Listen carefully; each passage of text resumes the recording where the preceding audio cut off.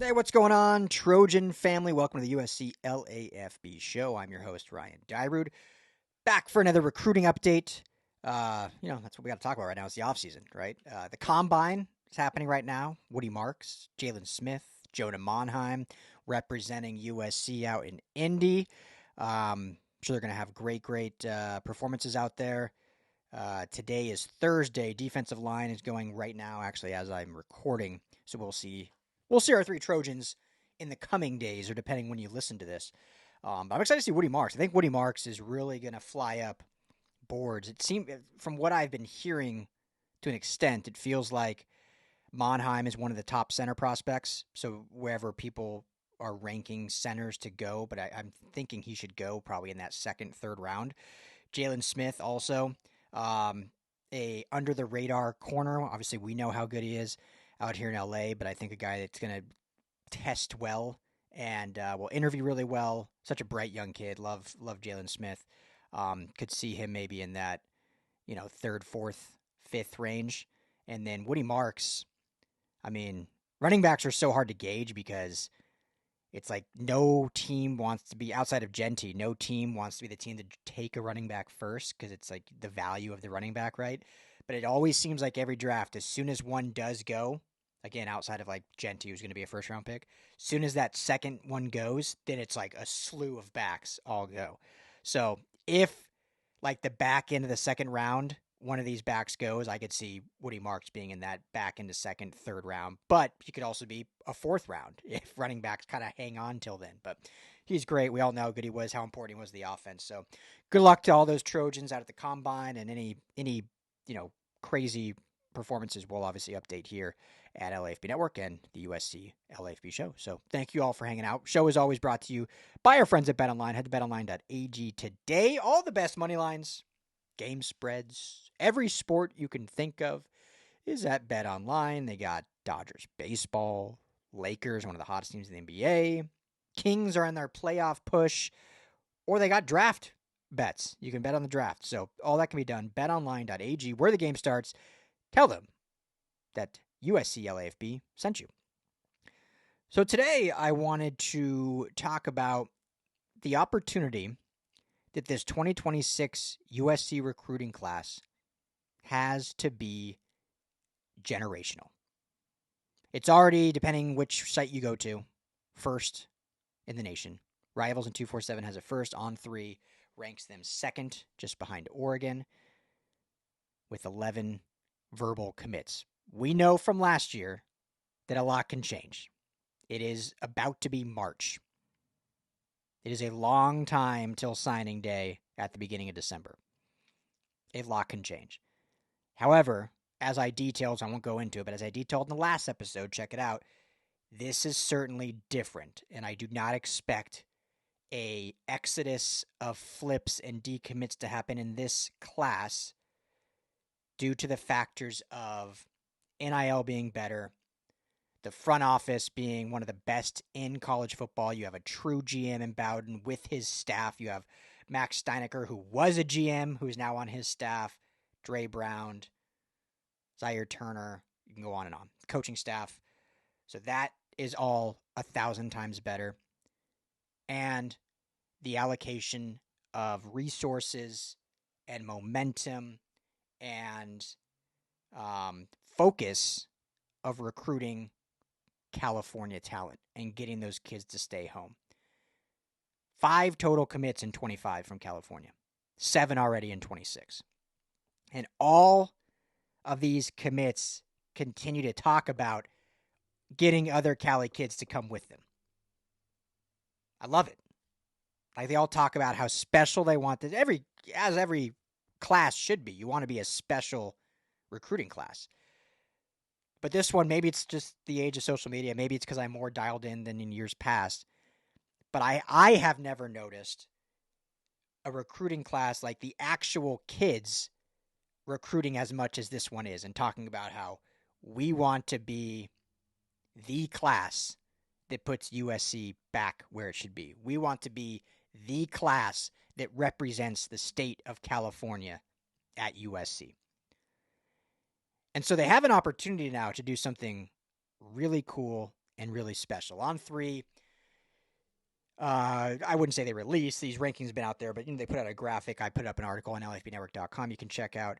But the top 10 recruits in California, top 10 prospects in California in the 26th class.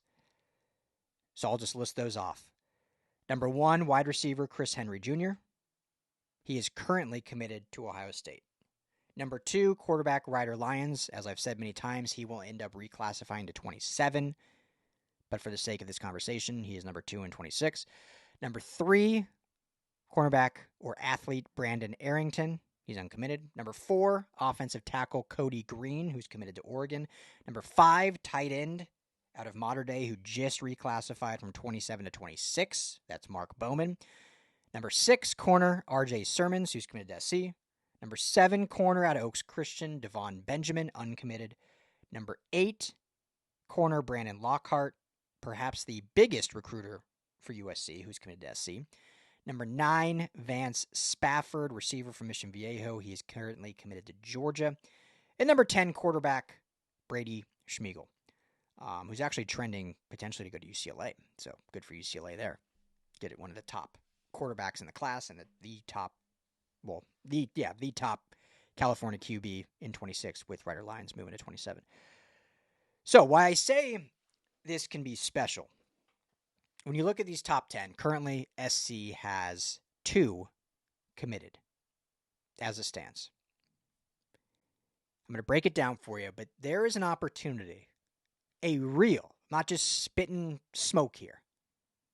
There is a real opportunity that USC, when it's said and done, to land 8 of the top 10 California recruits. When was the last time that's happened? I'm sure it's happened. I don't have every recruiting class sitting in front of me. I'm sure during the Pete years maybe that happened. But it's been a long time. A long time where you can say 80%, shoot, even 50% of the top 10 Cali kids went to SC. It's been talked about a lot, but last year Alabama had more Cali recruits. And that's just Cali. That's not top 10. That's just overall in the state than USC did.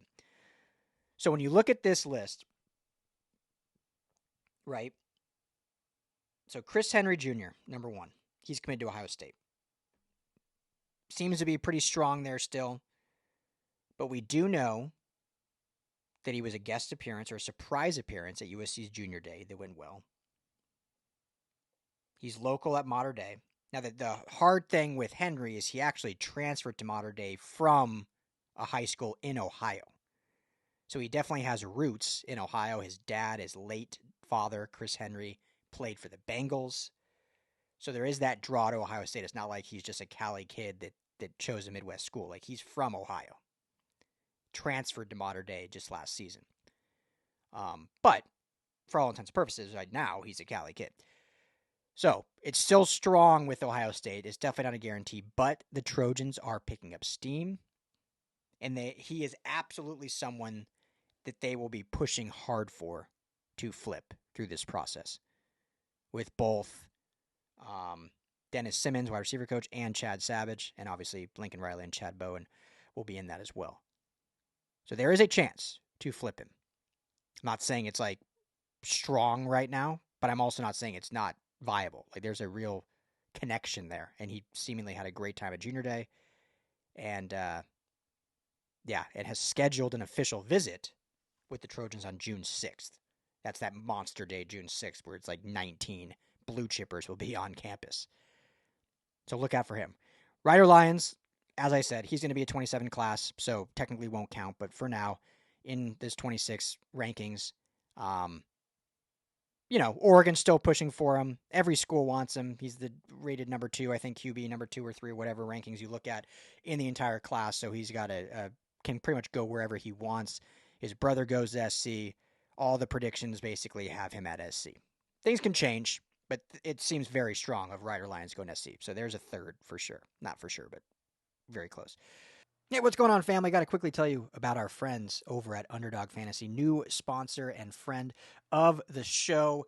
One of the most fun games out there, fantasy games you can do in the industry today. Super easy to do. Go to the App Store or go to underdogfantasy.com. Download today. Use our promo code LAFB, or you can just click the link in the description wherever you are watching. That promo code is going to give the new user that you have just become a free pick, one free pick, and up to $1,000 in bonus cash. That's free money. Up to $1,000 in bonus cash. Why would you not want to do that for a simple deposit? Just make sure to use that promo code LAFB or click the link below. The game is super easy. It's super fun. Pick 2 to 8 players in a game. Go ahead and go with the higher or lower, whether you're going to have more passing yards, touchdowns, receiving yards, rushing yards, any of that. It's a lot of fun. And just choose higher or lower. That's easy with the opportunity to win. So, go to Underdog Fantasy today. Promo code LAFB gets you a free entry and up to a $1,000 bonus cash. Brandon Arrington's an interesting one. Throughout his process, he has certainly been trending Texas A&M. That seems to be the school to beat, or had been the school to beat. When Hassan Longstreet flipped from A&M to SC, one of the first names he brought up about bringing with him was Brandon Arrington. Obviously, classes apart, 25 versus 26, but there was a connection there. They had met as Longstreet was a commit to A&M. Arrington had visited, was trending to A&M. And so Longstreet's been recruiting Arrington. We know the coaches have been bullish on him and hard. He just posted a photo with legend Adoree Jackson. So Arrington is feeling strong to SC. Now, Steve Wiltfong, I believe it was him, has reported that he believes Alabama now is actually the leader in the clubhouse for for Arrington. But I think there's a real shot here that USC can get this done, and his official visit is set for June 17th. All right, when you look down the list, Mark Bowman, Mater Dei. He had been trending for Oregon for quite some time. Oregon already has an elite tight end commit. I don't know if that'll affect him at all, but they have a tight end in their 26 class already. So I don't know if that would dissuade him from that. Texas has seemingly started to pick up some momentum. But as of yesterday, On3 has Bowman RPM, their recruiting prediction machine, has put USC in front at number 1. Chad Savage being the lead recruiter on that front. So another elite, he's the number 1 tight end on 247, number 2, I believe, on On3. It's definite possibility of landing Mark Bowman, and they need a tight end. So that's a big one. Devon Benjamin, Oaks Christian corner. Throughout his whole process, SC's been rated the highest, trending the highest, whatever you want to call it. The percentage has been the highest in SC's favor. Local kid, Oaks Christian, like I said, out of Corona. It still feels strong for him to join the likes of RJ Sermons and Brandon Lockhart. Now, what does that look like with, I don't know if they'd want, do you go 4 corners? Arrington being an athlete, but looking at being seen as kind of a DB. Now, Arrington could be safety, certainly, with Sermons, Lockhart, and Benjamin all being corners. That's the only really reason if they didn't is like, do you have too many of the same position? But Benjamin seems like he's trending that way. Van Spafford committed to Georgia. This one might be a little tougher. Seems pretty strong there. But again, Mission Viejo, local kid, visited SC. He was with, I think, at Junior Day and with the Trojans able to flip Jonas Williams, even though they're, completely different schools and whatnot. These kids all get to know each other, though. It seems like that could potentially have some weight in potentially convincing Van Spafford. So there's your 8. Right? I think Cody Green seems kind of like a lock. The tackle committed to Oregon. Seems pretty strong there. And then Brady Schmeigel, they aren't going after him because they already have Jonas Williams in this class and they got Ryder Lyons going in the next class. So there's your two kind of knots. So, huge opportunity for USC to do something generational. Finishing the 26th class with 8 of the top 10 California recruits. And these rankings might change as well after the senior year. But it just shows the state of USC recruiting right now that we're even... this time last year, again, there was momentum, remember? March was the month where both Isaiah Gibson and Justice Terry committed. Late March, early April was when Hilton Stubbs committed. So there was momentum around recruiting, but not recruiting California. If I was doing this show exactly a year ago, we would not have been talking about an opportunity to land 8 of the top 10 California kids. So a huge shift in just recruiting mentality and focus. And obviously we all believe that it's the better way forward. And I tell you, man, everyone who listens to me knows I'm kind of a glass half full guy, look through a positive lens. But I've now covered this team, USC, for LAFB since Clay Helton's last year. No, second to last year. So 2 years of Clay, or a year and a half of Clay, Dante Williams for the remainder, and now 3 years so 5 years. This is by far...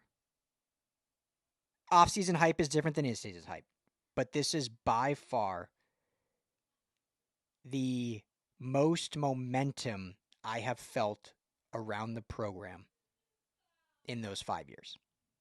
I know a lot of people listening right now have been watching this team. I've watched the team longer than those 5. I just mean, I've been in the building for 5 years. Been in the press box for 5 years. Been at practice for 5 years. I've watched the team longer. But I know a lot of people have been around this program a lot longer than I have. But that's what I can go off. In those 5 years, this is absolutely the most momentum, the highest positivity, the best vibes, whatever acronym or adjective you want to use, that has been around this program. When you look at the coaching staff, when you look at the front office, when you look at the new facilities, when you look at Jen Cohen, who I think is just a fantastic athletic director, and when you look at Lincoln Riley, let's give him some flowers. Whether we want to believe it or not, whether it's been smoke and now he's just shifted and totally changed things, or if he really did believe that it was just a climb and they've kind of done all these steps and we just wanted it to happen faster, but he had the vision since day one and we just couldn't totally see it. Whatever, if it was that or him saying, I'm throwing everything out and we're doing a 180 and this is where we are now, whatever it is, we're here now and things are looking good right now. The vibes are high. The momentum is there. Now you try to take that momentum and make it meaningful, right? That's been the big thing lacking. Like, there was some momentum last year, too. It was a roller coaster of momentum, but there was certainly momentum. And then after that LSU game, there was real momentum. But they weren't able to make that momentum meaningful. It all came crashing down in Ann Arbor. And then really came crashing down in Minneapolis. And then crumbled in Maryland. So now can they take this momentum and make it meaningful? Close the best recruiting class we've seen in a decade. Win football games handedly. Close football games when you have to. Those are the next steps now from where this momentum has taken us thus far. See if they can do it. But hey, chance to do something special. 8 out of 10 Cal recruits. I'm going to call it right now. I think they finish with 7. I'm going to go with 7. I think they can get every guy that is uncommitted, and they will flip one of the receivers. Either Chris Henry or Vance Spafford. I don't think they'll flip both. Yeah, they have a chance to. I mean, there's no reason they're not going to get 2 or 3 receivers or two to 4 receivers in this class. Trent Mosley is one trending who's uncommitted, local kid. They already have one right now, so that would put them at 2 with Mosley, and then they could get 1 or 2 more. And they have a lot. I mean, they have like 20 visiting. So there's a lot of options. Again, I've never been worried about receiver at this school, no matter who's the coach. I think they'll always have very talented receivers. But I think they'll flip one of them. So I'll go 7 of the 10 at the end of the day, but they have an opportunity for 8. Either way, it'd be great. So that'll do it. Short and sweet. Thank you all, as always, for hanging out with me. Hope everyone has a fantastic weekend. Enjoy the combine. Hopefully, our Trojans show out. Big thanks to BetOnline. Big thanks to Underdog Fantasy.